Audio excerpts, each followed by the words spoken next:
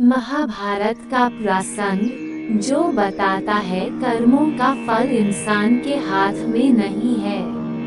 किसी भी काम की शुरुआत में ही ये नहीं सोचना चाहिए कि सफलता मिलेगी या नहीं, लक्ष्य पूरा होगा या नहीं, क्योंकि कर्मों की सफलता या असफलता इंसान के हाथ में नहीं है। महाभारत में श्री कृष्ण ने अर्जुन को यही उपदेश दिया था कि तुम सिर्फ कर्म करो, फल की इच्छा मत करो। जो लोग धर्म के अनुसार कर्म करते हैं, उन्हें सफलता जरूर मिलती है। ये बात महाभारत के एक प्रसंग से समझ सकते हैं। श्री कृष्ण ने अर्जुन को समझाया, तुम सिर्फ बेहतर कोशिश करो।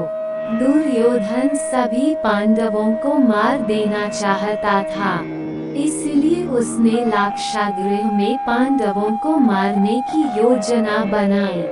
लाक्षागृह के षड्यंत्र से किसी तरह सभी पांडव बच गए और वेश बदलकर वन में रहने लगे। उस समय राजा द्रुपद ने राजकुमारी द्रौपदी का स्वयंवर आयोजित किया था। इस आयोजन में पांडव में भी ब्राह्मणों के वेश में पहुंच गए। स्वयंवर में श्री कृष्ण भी मौजूद थे और वे ब्राह्मण रूप में सभी पांडवों को पहचान गए। स्वयंवर में शर्त रखी गई थी कि योद्धा को भूमि पर रखे पानी में देखकर छत पर घूम रही मछली की आंख पर निशाना लगाना है। जो योद्धा इस शर्त को पूरी कर देता, उससे द्रौपदी का विवाह होना था। जब अर्जुन इस प्रतियोगिता में शामिल होने पहुंचे तो श्री कृष्ण ने उन्हें समझाया कि मछली की आंख में निशाना कैसे लगाना है। श्री कृष्ण ने अर्जुन को पूरी विधि समझा दी। श्री कृष्ण की बातें सुनकर अर्जुन ने कहा कि अगर सब कुछ मुझे ही करना है तो आपकी क्या जरूरत है। श्री कृष्ण बोले कि तुम सिर्फ वह करो जो तुम्हारे वश में है और मैं वह करूँगा जो तुम्हारे वश में नहीं है, यानी मैं हिलते हुए पानी को स्थिर करूँगा ताकि तुम्हें निशाना लगाने में परेशानी न हो।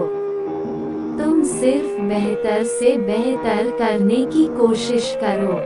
श्री कृष्ण की बात मानकर अर्जुन ने बेहतर कोशिश की और उसने मछली की आंख में निशाना लगा दिया। इस प्रसंग की सीख यह है कि हमें अच्छी से अच्छी कोशिश करनी चाहिए। कर्म करते समय फल की इच्छा नहीं करनी चाहिए। अगर फल हमारे पक्ष में नहीं आता है तो निराशा का सामना करना पड़ता है। अपना काम पूरी ईमानदारी से करेंगे तो सफलता जरूर मिलती है।